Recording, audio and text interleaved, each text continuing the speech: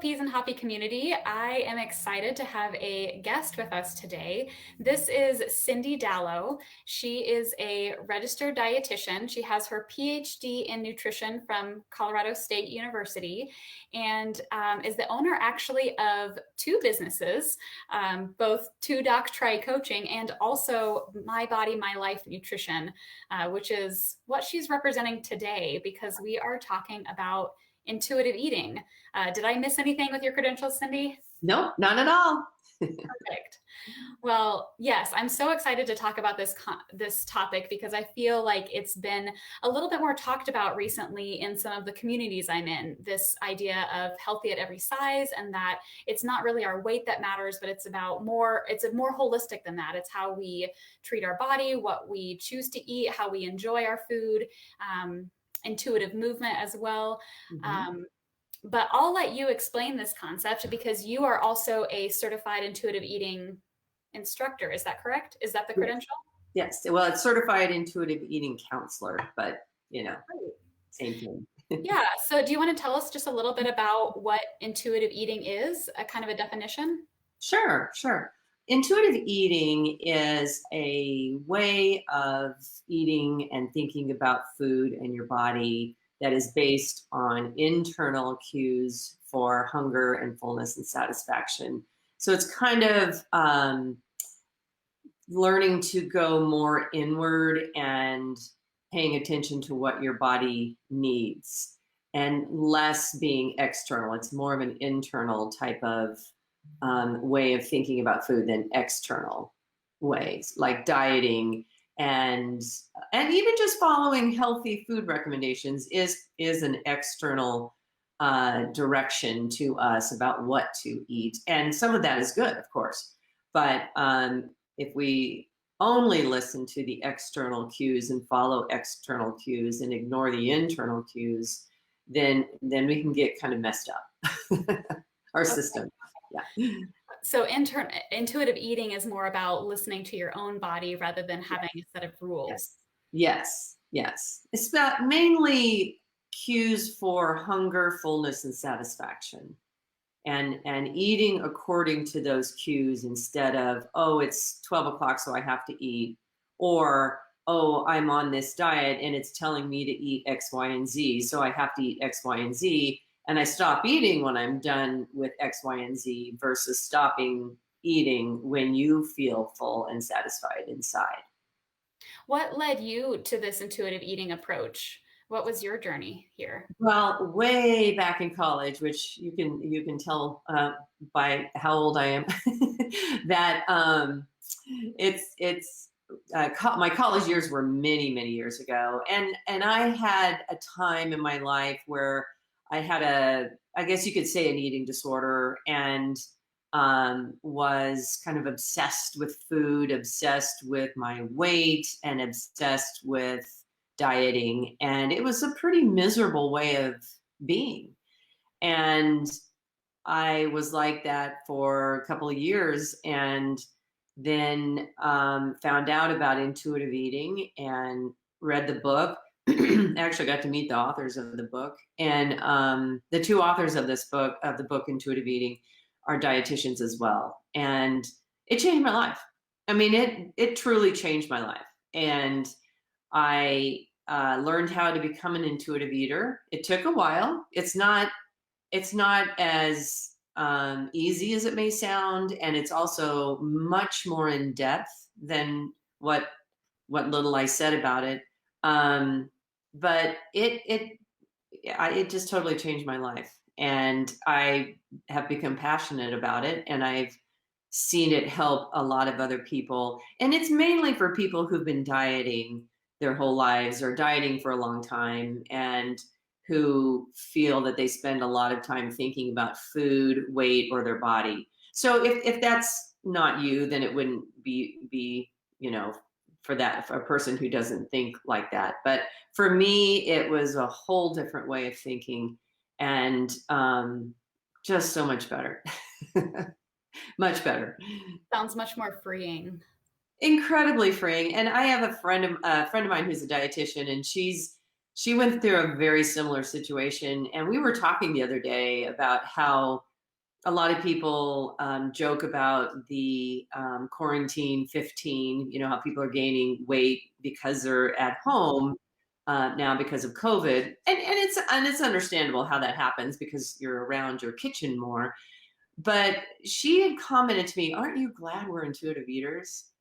Because we don't do that. You know, when you eat according to when you feel hungry and you stop when you feel full, you can be in front of a plate of chocolate chip cookies and you'll have maybe one or two because they taste so good, but that's it. You don't feel tempted to just keep eating. Food So, doesn't hold the power that it used to. oh, not at all. And I enjoy eating. I love food. I eat what I want when I want.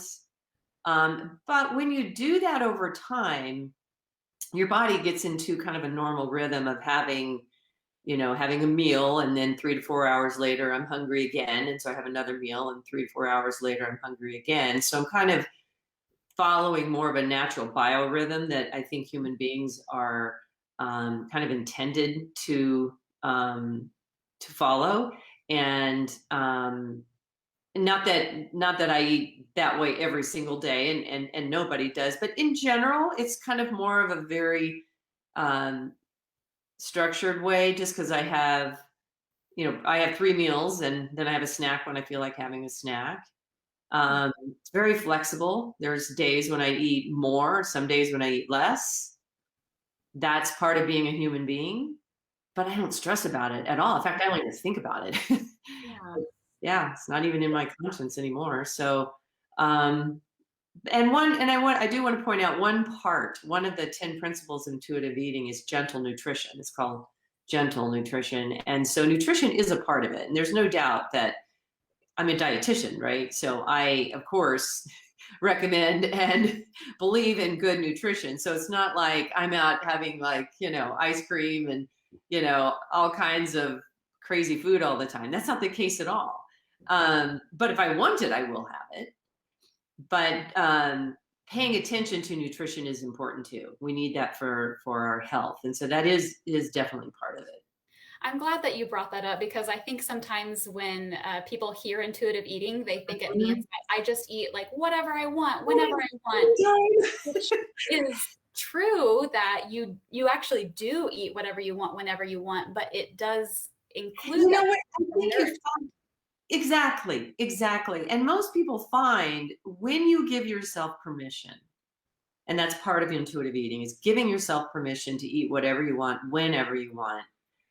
It kind of has a reverse psychology because at first you think, oh, I'm going to go out and I'm going to binge eat all this food that I just love all the time. Not at all. In fact, it's kind of the opposite. Like you said, it takes the power away from food.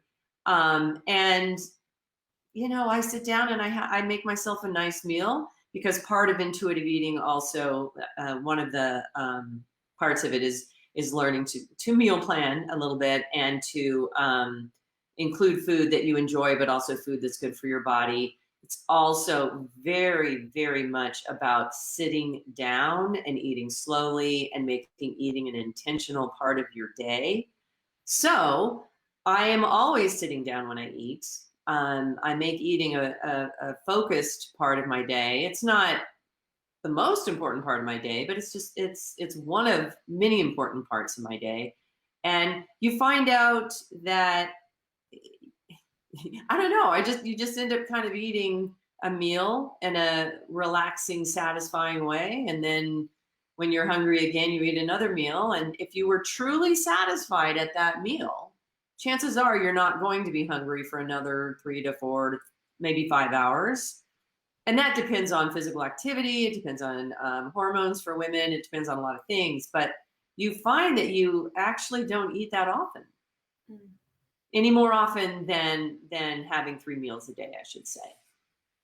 So on your journey or with your journey with your clients, when you're working through this intuitive approach, especially if someone has come from a diet background or a more restrictive pattern of eating, how long does it take for them to learn this new pattern? Yes, that's a very good question. And it's extremely variable. It depends on so many things.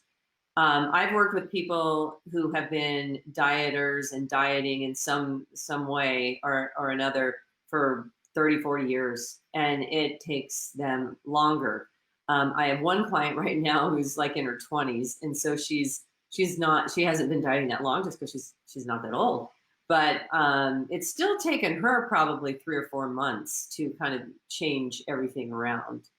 Um, but you can, there are intuitive eating support groups all over the place. And if you just kind of sit in and listen to people who are in those groups who talk about having gone through this process, I haven't yet a person yet who regretted doing it. So, who's kind of the ideal candidate for this intuitive eating approach? People actually eat better too, because we do talk about nutrition and um, and the concept of including food that you like at each meal, but also food that nourishes your body. So, you know, that means making sure you do get the vegetables, even though it may not be the food you choose to eat necessarily. Although, as you know, there's so many ways to make nutrition and make vegetables, taste great, and there's all kinds of things you can do to make it part of your meal. But um, it's part of intuitive eating to eat what you want, enjoy what you're eating, eat food that nourishes your body, and that's where the nutrition part comes in. That makes sense. Yeah. So, is there sort of like an ideal candidate for intuitive eating, or is there, on the opposite, is there someone who you don't recommend follow intuitive Yeah, eating? yeah, there is. The ideal candidate is somebody who's been dieting for a long time. They've gone from one diet to the other. Um, and the reason for that is, as I mentioned earlier, dieting is an external way of thinking. Somebody is telling you what to eat. Somebody's telling you the amount that you should eat, and so it's very external. So on a diet, let's say you get a baked chicken and salad and a roll for your meal, and you eat that and you're still hungry. Okay. In intuitive eating, we'd say get something else to eat. Okay. The diet rules would say, no, don't do that. So people who've kind of been through lots of external diet and having lots of diet restrictions are the perfect person for intuitive eating. If you've never dieted before and you don't even think about your body hardly at all, and you don't think about your weight or any of that, it probably wouldn't do much for you. You probably are already an intuitive eater. Because intuitive eating is basically getting back to how we ate as toddlers, in the sense of we eat when we're full, and we usually I know toddlers go through, phases, but I should say more like a baby. A baby will eat when it's hungry, and when it's not hungry, you can't get them to take the bottle anymore. So it's kind of getting back to that. Not quite exactly the same, but similar to that. And what happens is then our weight then settles into whatever genetic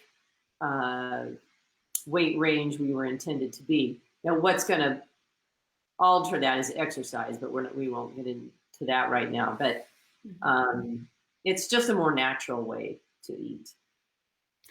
I'm curious, you're also an athlete, and I would say a pretty elite athlete doing Wow, I don't know triathlons, about and that. more elite than most of us. And I'm curious, especially with like the intense exercise and a lot of energy expenditure, how do you incorporate aspects of intuitive eating into your training? Well, I think it works out really well. It is like if I've signed up for a triathlon, let's say because I do mostly triathlons, and it's a really big one, like a half or a full Ironman. There is a period of time, the 8 weeks before the race, that I do have to follow macro, nutrient, and calorie recommendations because I have to make sure I get that so that my training will go well. So there is about an 8-week period where it's not all intuitive. Some of it is external. So for those of us who do yoga occasionally and run a few miles, intuitive eating works great. Oh, works perfect. And I find in a lot of ways it actually helps because I'm very in tune with my hunger. And so when I'm hungry, I eat. And and it doesn't matter what time of day it is. If I'm hungry, I eat. But I'm also very in tune with when I feel full and satisfied, which is the harder part for most people. Because it's really easy to sit down to have a bag of chips or something in front of the TV and just eat way past that feeling of fullness because we're distracted by the TV. We're not paying attention to when our body's saying, oh, I'm good right now. Once you learn to pay attention and you also don't engage in distracted eating, then you can feel when you are full and comfortable or full and satisfied, and that's when you stop.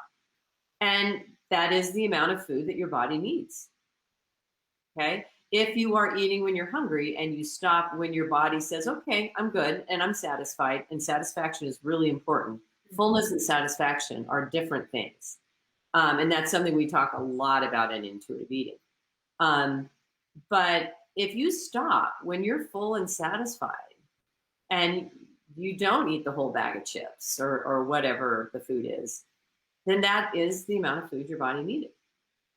I'm curious, you sort of almost touched on this just now, but the emotional hunger is the blog post that I posted last week. And I'm curious how you talk about or differentiate emotional hunger versus physical hunger. Yes, I don't know if that's that's a word in intuitive eating. Yeah, that's a really important topic. And that's something we talk about a lot as well, is differentiating between eating for emotional reasons, for emotional reasons versus eating for real physical hunger. Okay, because if you are eating because you're sad or you're mad or bored or for some type of emotional eating, that's not really intuitive eating. It's kind of more similar to mindless eating because you're not paying attention. However, having said that, in intuitive eating, we believe that it's okay to eat for emotional reasons if you do these things first. The first one is identify what you're feeling. First identify whether you're physically hungry or emotionally hungry. Okay, first identify that and identify what you're feeling. Are you upset? Are you anxious? Are you depressed? Are you, whatever you're feeling, identify that feeling. Second, after you identify that you're feeling something other than real physical hunger, think about ways to handle those feelings other than eating. So first, think of calling a friend, getting some counseling, going for a walk, yoga, meditation. Think of other ways to address the feelings that you have. And I also talk to a lot of therapists who say, sometimes it's best to just sit with those feelings, feel the feelings, and let them pass. But you have to identify what you're feeling first, and if possible, what's causing those feelings, and find a way to address that situation. Okay. But if you've done all those things, and let's say you're feeling depressed and there's chocolate cake in the refrigerator, the classic example. Okay. Instead of sitting there telling yourself, oh, I shouldn't eat, what intuitive eating would say is go to the refrigerator, take the chocolate cake, take a piece of chocolate cake and put it on a plate, sit down at a table, center yourself first. We have a process of learning how to center ourselves before we eat, similar to yoga. Take a deep breath and take your first bite.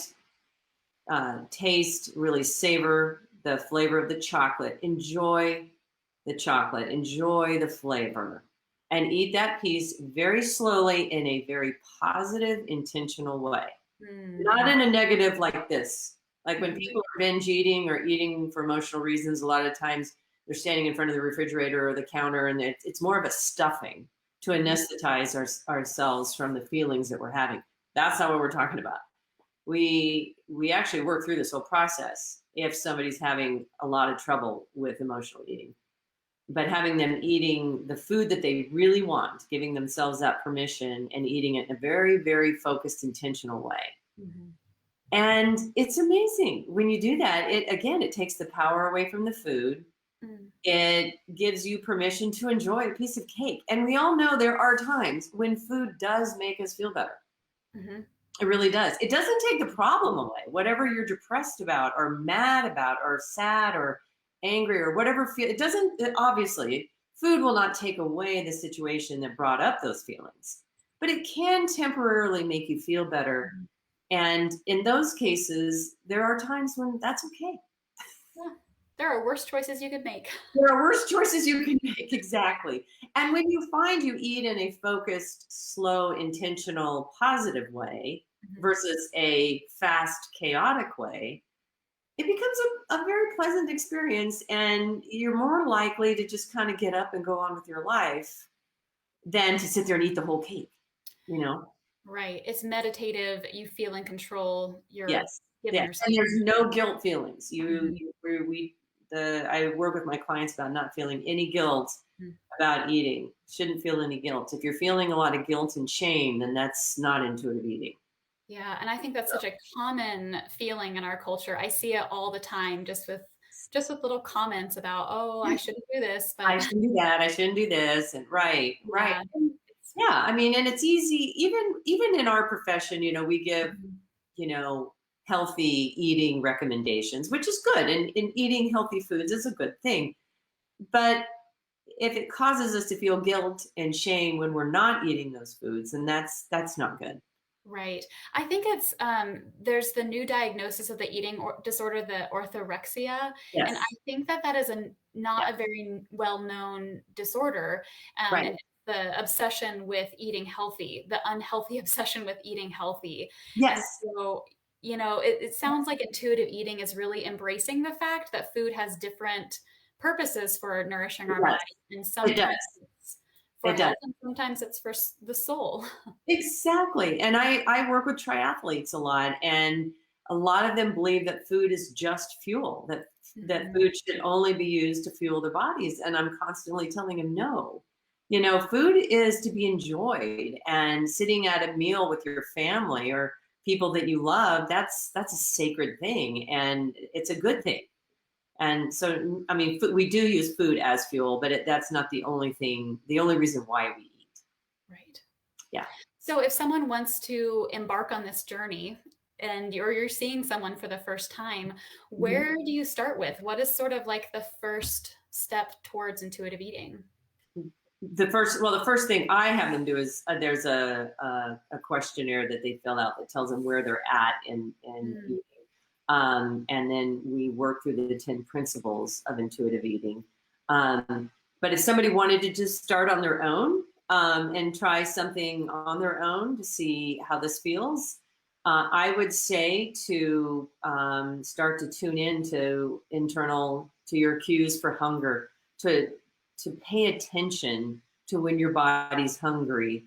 And there's a hunger scale out there. I have one. I can give it to you, and you can give it to your um, the people that are listening to this, or you can probably Google intuitive eating hunger scale. I'm sure it'll probably come up. But there's a scale where you rate from 1 to 10 how hungry you are. Are you just a little hungry? Are you really hungry and looking forward to eating? Are you famine? I mean, just starving. But if you rate that over a period of days, it helps you to tune in to how hungry you are. And the flip side is there's a fullness scale. And as you eat, paying attention, and this is really key, and this is something we work on in great detail, paying attention to when your body gets to that point where it's full and satisfied. And that's when you stop. So that's I love something a that you're person can kind of work on their own. What's Yeah, that? I love that you differentiate between fullness and satisfaction because I think Yes. one thing that diet culture makes Yes. us sort of as well is actually really feeling good after a meal. Because if you're given a portion that isn't actually filling or that you don't enjoy and so it's not satisfying, that's probably a foreign concept. Well, and we all have, I'm sure you've all been at a restaurant and you get a meal that is not what you wanted, or I mean, it didn't meet your expectations, and you eat the meal and it fills you up because it's a fair amount of food, but it just didn't satisfy. It didn't hit that spot. It didn't you just didn't get what you wanted. I think we've all had that feeling. That's satisfaction. So you not only want to aim for being full at each meal, but being satisfied. Because when we eat a meal that is satisfying, that really hits the spot and was really good, it's. Uh-oh, I think you froze, Cindy. You might have to. But if you don't get that feeling at your meal, you're full, but you just weren't satisfied, you're going to be back in the kitchen an hour later looking for something that will satisfy you, that you should have probably had at the meal before. So it's all about getting both. Now, one thing I do also tell my clients, because life is crazy, life is busy, most of us are not lucky enough to have a very satisfying meal every time we sit down to eat, just because life, right? And we don't always have access to the food that would really satisfy us. That's totally understandable. But if more often than not, you can achieve a high level of satisfaction after each meal, the better that is. That sounds wonderful. Well, how can people get in touch with you? Well, they can email me at Cindy Dallow. My name's just Cindy Dallow at gmail.com. It's an easy one to remember. And I can talk with them there by email. I also have a website, mybodymylifenutrition.com. So probably those two. You can look for me on Facebook, send me a message on Messenger. I'd be happy to answer. I get quite a few people reaching out to me that way. So yes, I think those would be probably the easiest ways.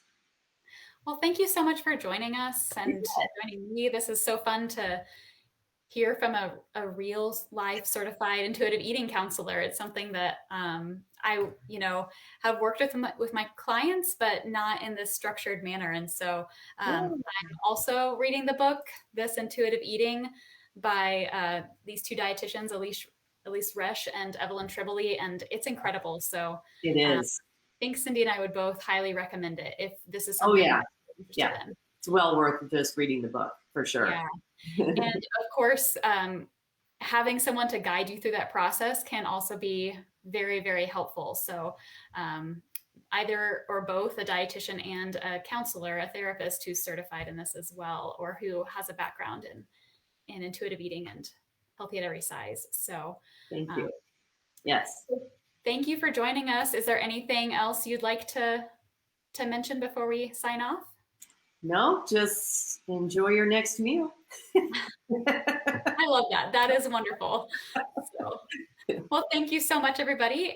We will catch you next week. In the meantime, if you have any questions, feel free to leave a comment. You can message me and I can get it to Cindy, or you can contact her directly. Like she said, cindydallow@gmail.com. So thank you. Take care and eat well.